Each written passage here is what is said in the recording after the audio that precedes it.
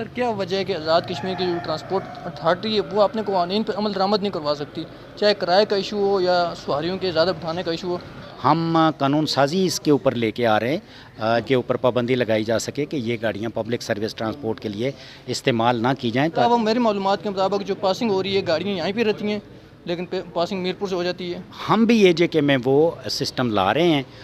کافی کام ہو چکا ہے، ہمارا پروجیکٹ اپرووڈ ہے اور انشاءاللہ تعالیٰ اگلے کچھ مہینوں میں وہ سسٹم یہاں بھی آ جائے گا. ایسی گاڑی کو بلیک لسٹ نہیں کر دینا چاہیے؟ جی ایسی گاڑی بالکل بلیک لسٹ کیا، وہ تو پھر دوبارہ ریلیز ہونے کا کوئی گنجائش ہی نہیں ہوتی ہے.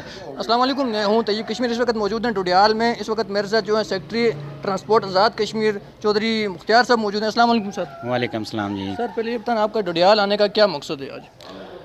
ایسا ہے کہ میں خالی ڈڈیال تو نہیں آیا. میں جب سے مجھے ٹرانسپورٹ کی ذمہ داری ملی ہے تو میری کوشش ہوتی ہے کہ میں جب بھی ٹور پہ نکلوں تو کسی نہ کسی اسٹیشن کو ٹچ کر کے وہاں پہ جو گاڑیوں کی صورتحال ہے، ٹرانسپورٹ کی جو سہولت ہے، وہاں پہ جو اڈے ہیں ان کی جو حالت ہے اس کو میں دیکھ کے اور اس میں امپرومنٹ کے لیے جو ہدایات دے سکتا ہوں وہ دوں.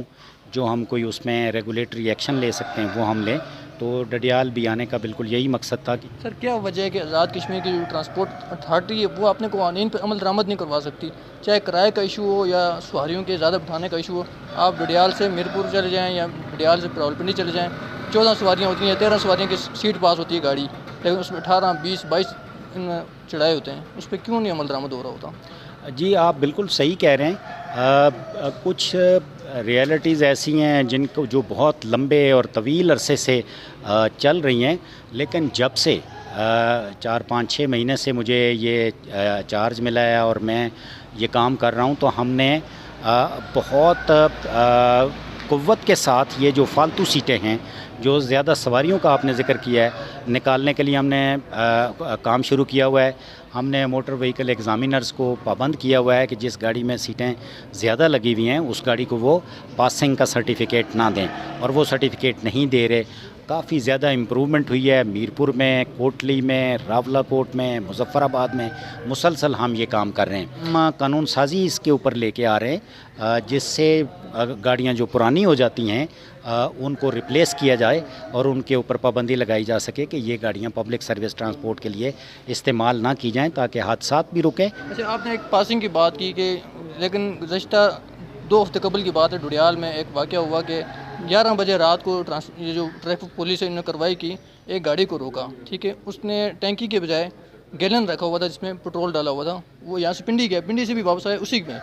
تو اس کے علاوہ میری معلومات کے مطابق جو پاسنگ ہو رہی ہے گاڑیاں یہیں پہ رہتی ہیں لیکن پاسنگ میرپور سے ہو جاتی ہے. لے کے جانے والا سسٹم کوئی نہیں، جیسے اسلام آباد میں سسٹم ہوتا ہے گاڑی لے کے جائیں وہاں پہ پھر پاسنگ ہوتی ہے، لیکن ڈوڈیال میں وہ سسٹم نہیں ہے. جی وہ میں آپ کو بتا دیتا ہوں. پنجاب میں اور اسلام آباد میں پاسنگ کا سسٹم اب مینول ختم ہو گیا ہے اور وہاں پہ کمپیوٹرائزڈ اور الیکٹرانک ہے. ہم بھی یہ کہ میں وہ سسٹم لا رہے ہیں.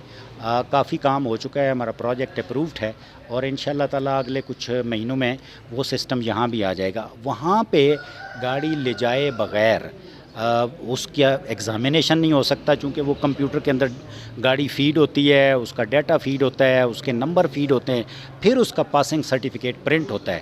تو وہاں پہ بے بسی ہوتی ہے، جب تک گاڑی نہیں جائے گی تو اس کا پاسنگ نہیں ہوگی. جو بات آپ نے پیٹرول کی ٹینک کی بات کی ہے، اس میں ایک بات اور ہے کہ آج ایک بندے نے پاسنگ کروائی تو گاڑی ٹھیک تھی، اب پاسنگ اس نے اگلے 6 مہینے کے بعد کروانی ہے.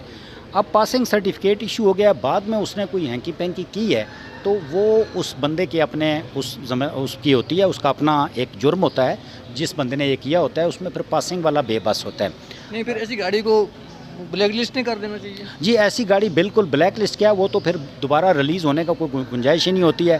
جب ٹرانسپورٹ پہ ایسی گاڑی کو چلنے کی کوئی اجازت نہیں ہے، اس کے سب پیپر منسوخ ہو جاتے ہیں. اچھا یہ جو کرایہ کا حساب ہوتا ہے یہ آزاد کشمیر میں کس حساب سے کرایہ ایڈجسٹ کیے جاتے ہیں؟ یہاں پر تو جب ان کا دل کرتا ہے 50 روپے بڑھا دیں، 30 روپے بڑھا دیں، کم کرنے والی تو بات ہے نہیں نا. یہاں پہ بڑھاتے جا رہے ہیں. کرائے کا وہ میکانزم تو یہ ہے کہ جو پیٹرول اور فیول اور یہ والی چیزیں ہیں اور باقی ویئر ٹیئر ہے گاڑی کی، وہ ٹرانسپورٹروں کے ساتھ بیٹھ کے انالیسس کر کے تو پھر پر کلومیٹر اس کا ریٹ مقرر ہونا چاہیے اور مقرر کیے بھی جاتے ہیں.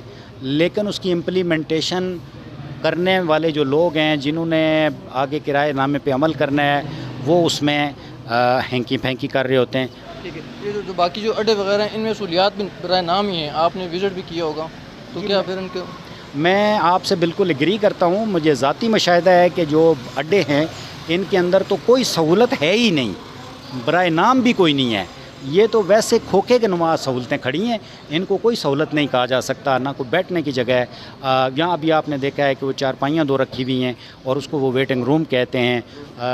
واش روم میں وہ بری حالت ہے اور ہے ہی نہیں ہے. اب جو مسافر ہیں ان کے لیے تو بہت دقت ہے.